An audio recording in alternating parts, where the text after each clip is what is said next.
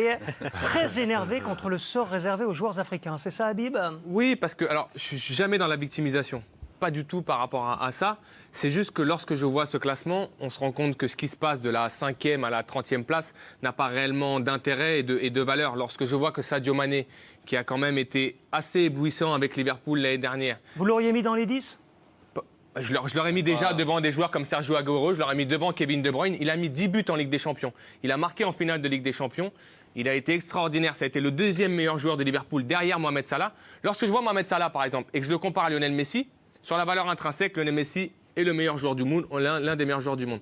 Mais quand je vois que Mohamed Salah a mis 32 buts l'année dernière en Première Ligue, meilleur buteur de Première Ligue, qui met 10 buts en Ligue des Champions et qu'il est exceptionnel et que je le vois à la 6e place, si je ne me trompe pas, je trouve que si demain il s'appelait Salahigno ou s'il s'appelait Magnigno... Mais qui vote? Voilà, on rappelle le barème. On rappelle le barème Habib. Il y a 180 journalistes, un par pays.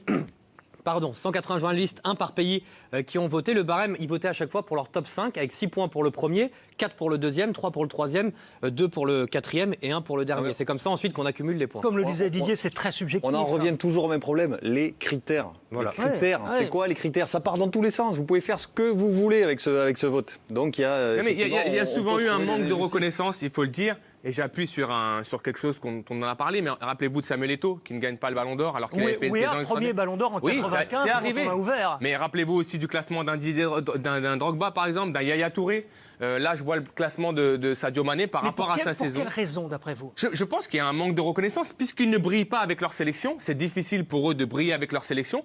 Peut-être qu'il manque justement d'aura par rapport à ce niveau international. Pour le coup, Salah aurait pu espérer mieux s'il avait été en meilleure forme, je pense, parce qu'il est allé à la Coupe du Monde, j'allais dire, pas sur une jambe, mais sur un bras. Et sa sélection n'a rien fait. Donc ça doit plomber. Par exemple, Firmino est devant Sadio Mané. Firmino a mis 10 buts en Ligue des Champions. Sadio Mané a mis également 10 buts. Parce qu'il est brésilien? Posez-vous la question. C'est QFD, à un moment donné. Ils sont pénalisés par leur sélection nationale. C'est QFD. Est-ce que Firmino a fait une bonne Coupe du Monde? Il n'était pas titulaire. Non. Sergio Aguero est devant Sadio Mané. Sergio Aguero était sur le banc de l'Argentine. Sergio Aguero s'est arrêté quand? En Ligue des Champions. Quel championnat il a fait l'année dernière, Sergio Aguero, avec Manchester City? Je pense que Sadio Mané fait une bien meilleure saison. Sergio Aguero est 16e, Sadio Mané est 23e. C'est juste la question que je me pose. Mais en même temps, je ne me fais pas d'illusions. Je pense qu'à partir de la 5e ou la 6e place... Ça se joue surtout à chaque fois à 2-3 points. Ce classement du Ballon d'Or ne veut plus rien dire. Voilà, c'est ce que je pense.